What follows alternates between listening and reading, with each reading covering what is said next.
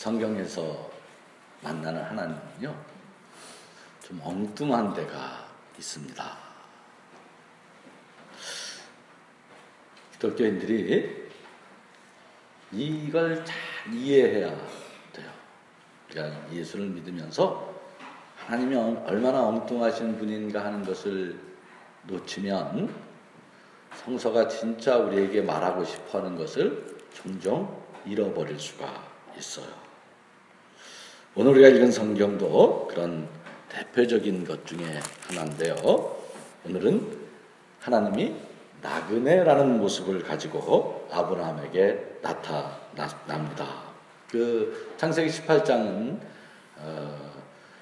하나님께서 아브라함에게 아들을 낳을 것이다, 99세 된 100세의 아들을 낳을 것이다라는 약속을 주는 말씀인데요. 그때 나타날 때 하나님이 우리에게 어떻게 나타나냐면 나그네로 나타났다는 게 중요한 거죠. 나그네 그러면 여러분 뭘 생각합니까? 우리가 나그네 그러면 생각나는 게 있어요. 여행의 낭만, 멋진 식구 이런 게 생각나는데 구약 성서 맥락에서 보면 정형적으로 아주 질서되어진 어떤 관용어법으로 고아, 과부, 나그네는 뭘 말하는 겁니까? 사회적인 약자를 말하는 고아, 과부, 나그네. 아주 귀에 못이 박도록 딱 정형화된 그런 말이에요. 오늘 성경도 하나님이 나그네로 오셨다는 것은 가장 연약한 사람으로 우리에게 나타나신다는 것을 말하는 것이죠. 우리가 이걸 읽으면서 오늘의 나그네는 누구일까라고 물어야 돼요.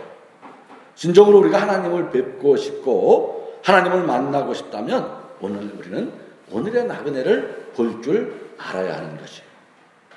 오늘 한국 교회가 그렇게 많은 인적, 물적 자원을 가지고 있으면서도 이 사회의 어둠을 밝히고 빛의 역할을 제대로 하지 못하는 것은, 세상의 소금으로서의 책임을 감당하지 못하는 것은 바로 여기에 있는 거예요. 하나님은 우리에게 나그네로 오신다. 하나님은 한 사회의 가장 약한 자의 모습으로 우리에게 나타나신다. 이것을 알지 못하기에 하나님을 엉뚱한 곳에서 찾고 있는 거예요. 돈이 많은 곳에서, 사람이 모인 곳에서 찾는 동안 교회는 그 본질적인 맛을 잃어버리고 세상의 부속품이 되어버려요. 그래서 오늘 세상은 교회가 세상에 존재하는 건 세상의 종교라는 부속품이 없어서가 아니야. 그러니까 세상이 다 눈치챘어. 그래서 세상은 오늘 교회를 바깥 어두운 곳으로 내어 몰아내고 있는 것이에요. 너희는 세상의 소금이다. 너희는 세상의 빛이다 하신 말씀이 무엇이겠습니까? 만약 소금이 짠맛을 잃으면 어떻게 되겠어? 우리 집 소금 단지에 딱 소금을 한 숟갈 뻗는데 짠맛을 안 넣고 단맛 난다. 그럼 어떻게 합니까? 아무 쓸데없어 밖에 버리는 거죠. 맛 잃은 소금 같은 교회, 빛 잃은 어둠의 교회가 된 것은 왜입니까? 우리가 나그네 속에 계신 하나님을 볼 줄 아는 눈을 잃어버렸기 때문에 그래요. 세상의 모든 신은 호사, 권력, 부와 영광을 추구하지 않습니까? 그런 세상의 신의 관점에서 보면 그런 세상의 신, 우리가 신이라고 하나님이라고 부르는 어떤 존재들에 대한 표상의 관점에서 보면 도대체 신 같지 않은 신이 성경의 야훼 하나님이에요. 세상에는 없는 신, 신의 질서에 반대하는 신의 신다움을 거부함으로써 참신이 되고 거짓 신들이 판치는 세상에서 모든 우상을 타파하게 하시는 분이 우리가 믿는 하나님이라는 거예요. 성서는 창세기 1장부터 요한계시록까지 그걸 증거하는 거예요. 그분이 바로 이 거짓 신들에게 종살이하는 우리를 구하기 위해 스스로 십자가를 지시고 고난당하고 죽었다. 그것이 우리가 믿는 복음의 요체가 아닙니까? 하나님은 언제나 한 사회의 가장 밑바닥으로 오시는 분이에요. 나그네로, 고아와 과부로, 비정규직 노동자로, 노숙인으로, 자본이 빛보다 더 빠른 속도로 전 지구를 휘감고 도는 세상에 우리가 살고 있어요. 소위 세계화라는 게 그런 거예요. 어떤 사람도 자본을 이길 수가 없게 돼 있어요. 세상은 그렇게 돼 있어요. 이 무서운 자본의 힘이 세상을 휘감고 있어요. 여러분, 서초동에 한번 가보세요.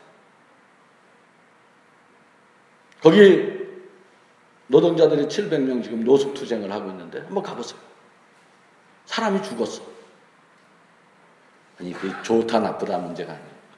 북한 좋은 사회입니까? 나쁜 사회입니까? 북한 왜 나빠요? 3대 세습해.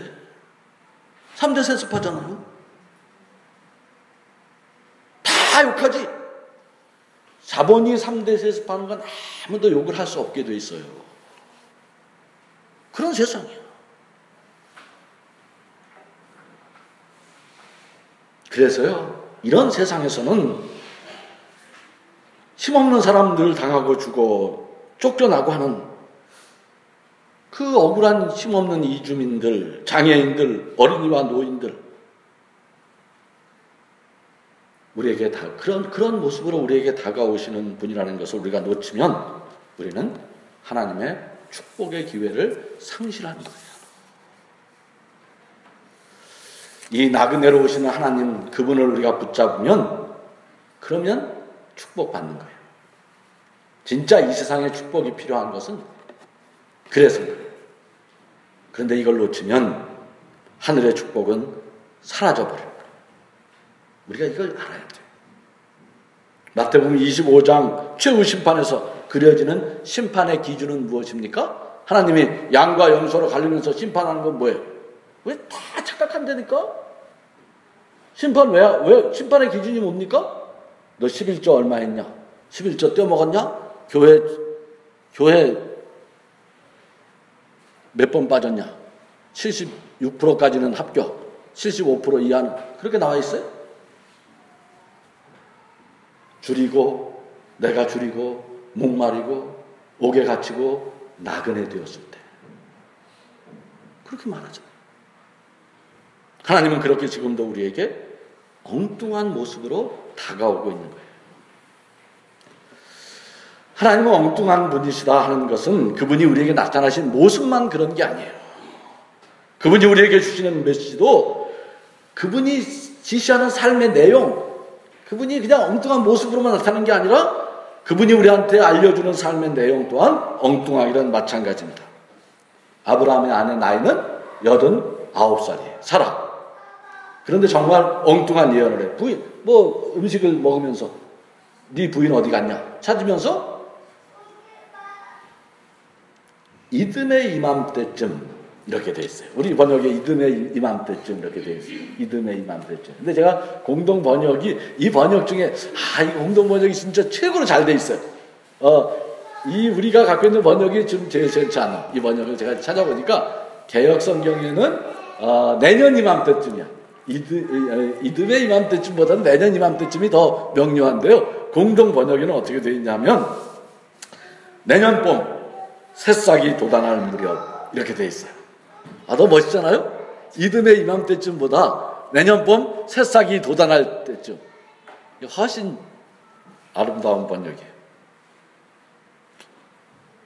어쨌든 이듬해 이맘때쯤이건 내년 봄 새싹이 돋아날 때쯤이건 사라가 뭐 할 거라고요? 사라가 아들을 낳게 될 것이라는 거예요. 여러분, 우리 권사님들 아멘 안 하시네. 이런 걸 아멘 하면 믿음이 좋은 것이잖아요. 근데 사라는 아주 합리적인 사람이었던 것 같아요. 사라는 이 예언을 천막 모퉁이에서 흘려들어. 이게 숨어서 살짝 들어요. 그러면서 어떻게 합니까? 웃고 말았다. 이렇게 돼 있어요. 웃고 말았다. 물론 이 웃음은 기쁨의 웃음은 아니었어요. 하도 어이가 없어 웃는 웃음, 실소라고 해야 하겠죠. 이 소리를 들은 사라의 마음을 12절에 잘 나타냈어요. 나는 기력이 다 쇠진하였고 나의 남편도 늙었는데 이제 나에게 그런 즐거운 일이 있으랴. 참 엉뚱한 하나님의 예언. 그런데 그 예언은 어찌 됐습니까? 21장에 보면 그 예언은 한 점 틀림없이 성취돼요. 하나님은 그 아들의 이름을 이삭이라고 지어줍니다. 이삭이란 하나님이 웃으시다 혹은 하나님의 웃음이라고 그 정도로 번역할 수 있는 뜻을 가진 이름입니다. 그것은 그거 왜 하나님이 이삭이라고 했을까? 인간의 비웃음을 비웃어 줌으로써 진짜 웃음을 만들어내는 분, 그런 엉뚱한 하나님이라는 것을, 그런 해악이 이 본문의 전후에 깔려 있는 것이죠. 여러분, 이런 이야기가 우리에게 주는 교훈은 무엇입니까?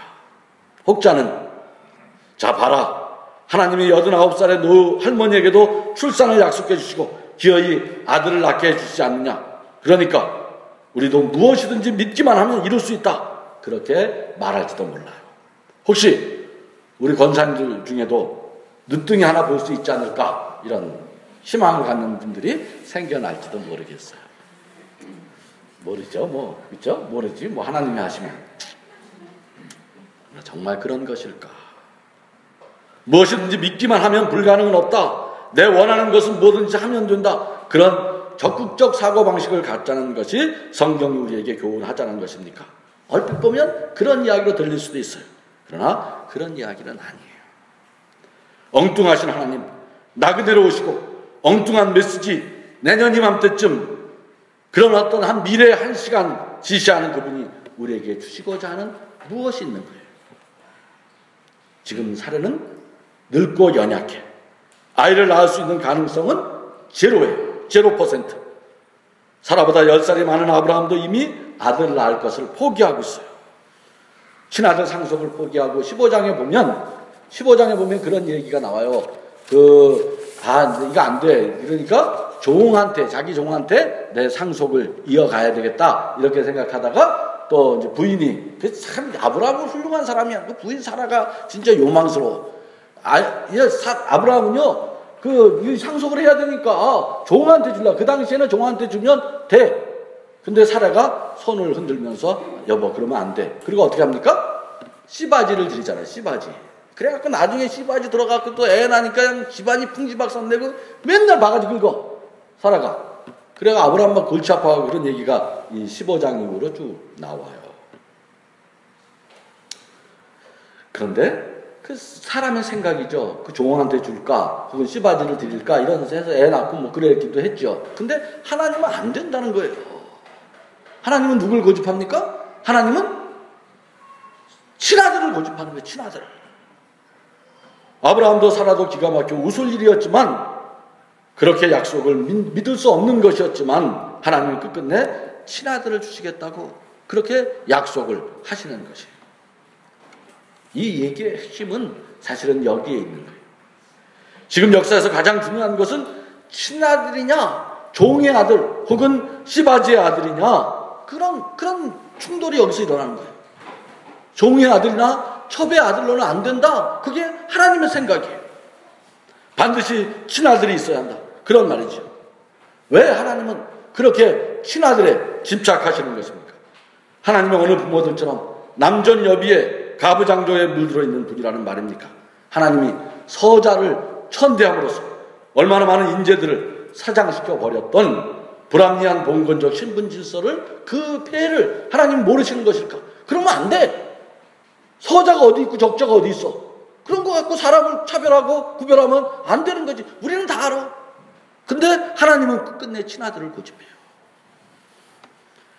아브라함은 어떻게든 대를 이어가야 했기에 다양한 방식을 모색해서 종을 통해 혹은 첩의 아들을 통해서라도 대를 잇고자 하고, 하나님은 끝끝내 친아들을 고집하여 말도 되지 않는 엉뚱한 약속을 하고, 이 갈등, 하나님과 아브라함과의 대비, 이 본문이 전하는 것은 그런 것이죠.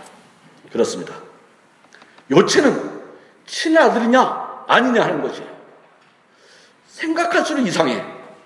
우리가 잘 아는데 창세기 12장 1절을 보면 아브라함을 부를 때 하나님 뭐라 그럽니까? 아브라함 부를 때 내 친척 본토 아비의 집을 떠나 내가 지시할 땅으로 가라, 그렇게 말해요. 그렇게 말하잖아요. 아브라함을 처음 부를 때 내 친척 본토 아비의 집, 지연 혈연을 떠나라는 것이에요. 지연 혈연을 떠나라는 하나님이 왜 그토록 친자식에게 집착하십니까? 더군다나 우리가 이걸 최근 고고학이나 성서, 구약학의 연구 결과에 의하면 사실은요, 아브라함, 이삭, 야곱, 요셉이라고 하는 이거는 그 이스라엘 조상들의 계보는 순수 혈통의 계보를 말하는 것은 아니라는 거예요. 이것은 다 후대 성서 기자가 구원사를 연결하기 위해서 만들어낸 것이고, 소위 그 아브라함, 이삭, 야곱, 요셉 이렇게 나오는 그 이스라엘 조상들은 각각의 부족장들의 이름이에요. 각각 저마다 다른 장소에서 있었던 그러나 그들의 공통점은 야훼 신앙을 붙들고 살았던 사람들이에요.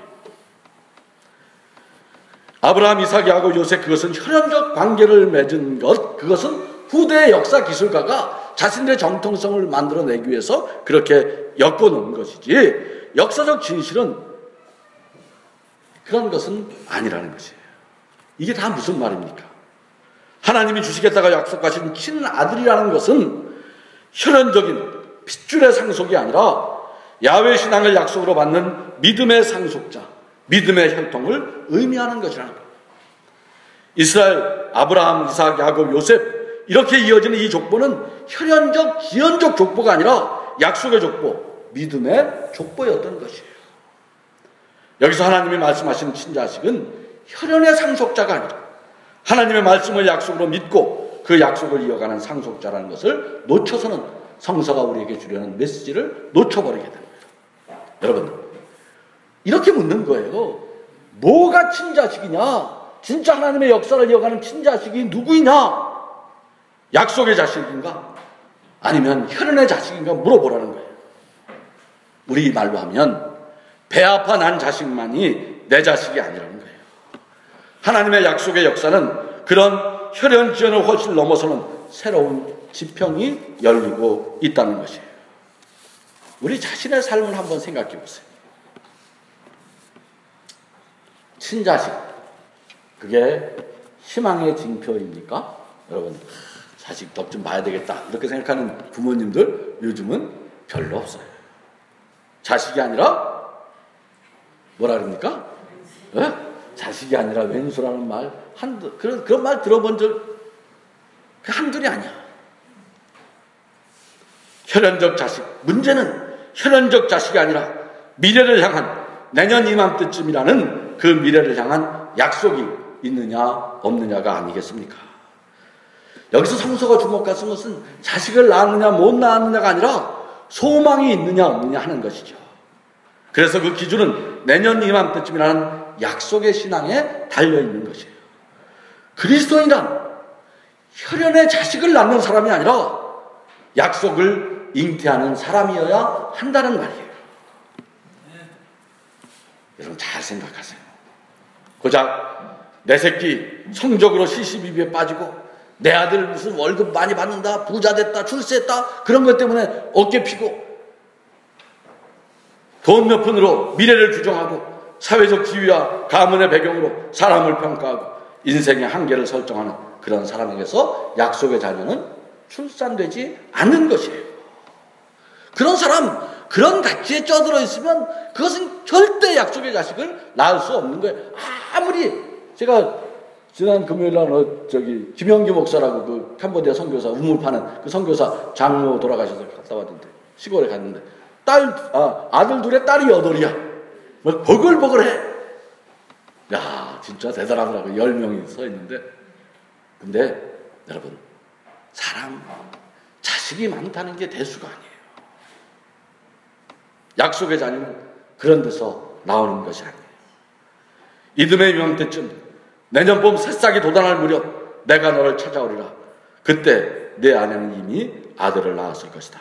이 목소리를 우리가 들어봐야 하지 않겠습니까? 나는 지금 비록 세상의 기준으로는 참 별 볼 일 없는 사람이지만 하나님의 기준으로는 세상의 기준 그것이 아니라 하나님의 기준으로 어떻게 가치 있고 의미 있는 생명이 될 것이냐 하는 것이죠. 지금 내 눈으로 보면 모든 것이 불가능해 보일지라도 우리 안에 하나님의 약속이 있는 한 역사를 늘 새롭게 변화, 발전시킬 수 있다는 말이에요. 우리가 오늘 살고 있는 세상은 한여름이지만 겨울 같아. 추워. 요즘 세상 돌아가는 모습을 보면 진짜 추운 일이 한두 가지가 아니에요. 여기저기서 절망의 울음소리가 들려. 오늘 아침에 나온 뉴스에 병장 아이가 하나가 또 총 쏴갖고 사람, 그 새끼가 무슨 절망을 했을까? 내일 모레면 제대할 텐데 병장이면. 절망할 수밖에 없는 상황. 그러나 그 절망의 순간에서 하나님의 약속을 분별할 줄 아는 우리가 되기를 바랍니다.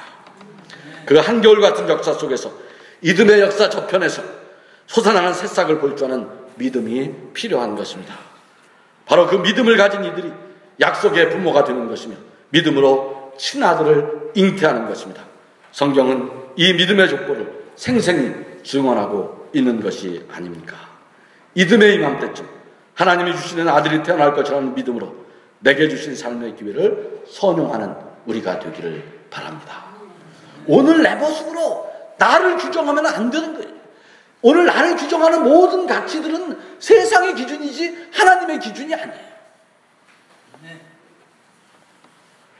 오늘 세상이 규정한 내가 아니라 하나님의 약속 안에서 자신을 볼 줄 아는 사람, 나는 약속의 상속자이며 나는 약속의 아들을 잉태한 사람이며 나는 하나님의 거룩한 역사를 이어갈 하늘 백성인 것입니다.